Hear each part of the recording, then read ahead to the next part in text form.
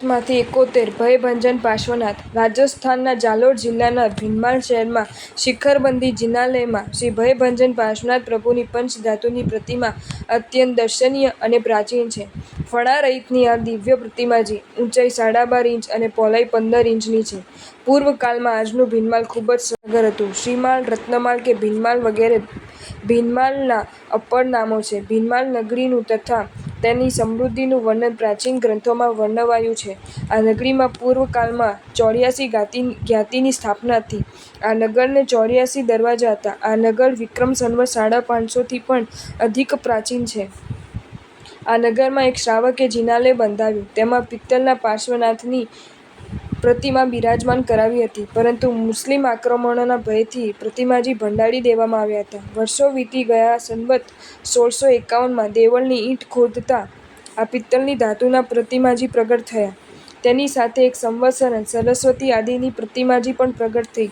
તે સમયે ત્યાં બિરાજમાન પન્યાસજી ભાવ વિભોર બન્યા. પન્યાસજીએ પ્રતિમાજી શ્રી શાંતિનાથ જિનાલયમાં પ્રતિષ્ઠિત કરી અને ત્યારે ભવ્ય મહોત્સવ રચવામાં આવ્યો. ભીનમાલના સુબાને આ પ્રતિમાજીની જાણ થઈ. એ વખતે જાલોરમાં ગજની ખાન સત્તા પર હતો. ભીનમાલના સુબાએ ગજની ખાનને પિત્તળની પ્રતિમાજી પ્રગટ થયાની જાણ કરી. મુસ્લિમ રાજા ગજની ખાને તે પ્રતિમા પ્રાપ્ત કરી તેમાંથી ઘંટ બનાવવાની યોજના ઘડી.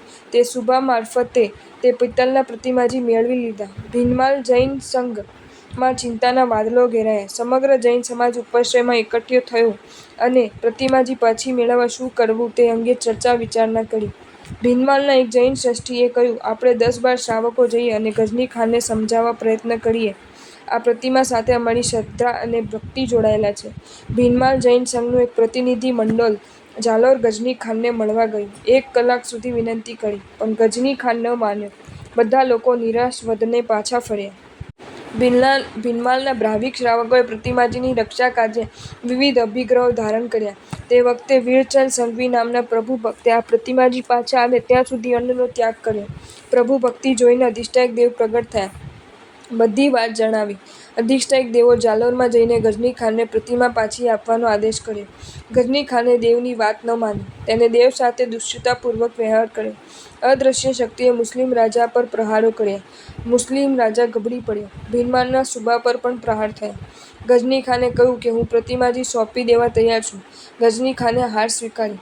મુસ્લિમ રાજાએ આદરભાવથી પ્રતિમાજીને સિંહાસન પર બેસાડી અને સ્તુતિ ગાઈ. વિક્રમ સંવત 1662માં પ્રતિમાજી ભીનમાલ સંઘને સોંપવામાં આવી. જૈન શાસનનો જયનાદ ગુંજવા લાગ્યો. શ્રી પાર્શ્વનાથ પ્રભુની પ્રતિમાજી જાલોરથી ભીનમાલ વાજતે ગાજતે લઈ આવવામાં આવી. પ્રતિમાજીનો ભવ્ય નગર પ્રવેશ થયો. જાલોર અને ભીનમાલ જૈન સંઘો તેમાં જોડાયા. ગજની ખાનને ખોટી સલાહ આપનાર ભીનમાલનો સુબો 5 પુત્રો સાથે મૃત્યુ પામ્યો. જૈન સંઘને રાજાના ભયથી મુક્ત કરનારા પ્રભાવી પાર્શ્વનાથ ભયભંજનના નામથી પ્રસિદ્ધ થયા. દર વર્ષે કારતક સુદ પૂર્ણિમા દિવસે જિનાલયની સાલગીરા તરીકે ઉજવવામાં આવે છે. સ્તુતિ: પરચો બતાવ્યો નાથ ગજની ખાન માન ઉતારવા. ભીનમાલનો ભગવાન છે. શ્રી સંઘના ભય ભાંજવા.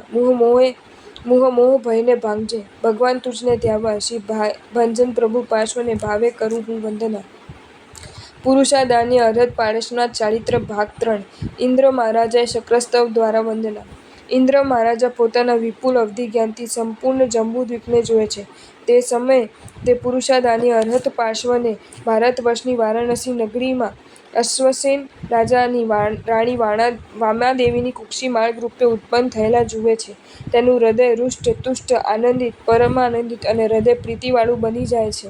ઇન્દ્ર તીર્થંકર સન્મુખ 7-8 કદમ આગળ ચાલીને જમણા ઘૂંટણને ભૂમિ ઉપર રાખીને 3 વાર મસ્તકને પૃથ્વી ઉપર લગાડી નમન કરી પછી સીધા થઈ કળા અને ત્રુટિથી યુક્ત ભુજાને સંકોચે છે. બંને ભુજાઓને સંકોચીને 10 નખ એકબીજાથી જોડાયેલા રહે એ રીતે ભેગા કરીને માથે અંજલિ અડાડી આ રીતે બોલ્યા: નમસ્કાર થાઓ પુરુષાદન્ય અરહત પાર્શ્વને કે જો ધર્મની આદિ કરનારા છે. 23મા તીર્થંકર છે. પૂર્વ તીર્થંકરોએ બતાવેલા અને અપુનરાવૃત્તિ સિદ્ધિ ગતિને પામવાની અભિલાષાવાળા છે. અહીં સ્વર્ગમાં રહેલો હું ત્યાં વામાદેવીના ગર્ભમાં રહેલા ભગવાનને વંદન કરું છું. ત્યાં ભગવાન અહીં રહેલા મને જુઓ. આ પ્રમાણે ભાવના ભાવીને ઇન્દ્ર મહારાજા અરહત પાર્શ્વને શક્રસ્તવ દ્વારા વંદન અને નમન કરે છે. વંદન તથા નમસ્કાર કરીને પોતાના શ્રેષ્ઠ સિંહાસન ઉપર પૂર્વ પૂર્વ દિશા તરફ મોઢું કરીને બેસે છે. જો તમને આ વિડીયો ગમ્યો હોય તો આ વિડીયોને લાઇક કરો અને શેર કરો અને આવા જ નવા વિડીયો જોવા માટે જૈન ફેક્ટ્સ એન્ડ સ્ટોરીઝની ચેનલને સબસ્ક્રાઈબ કરો. ધન્યવાદ.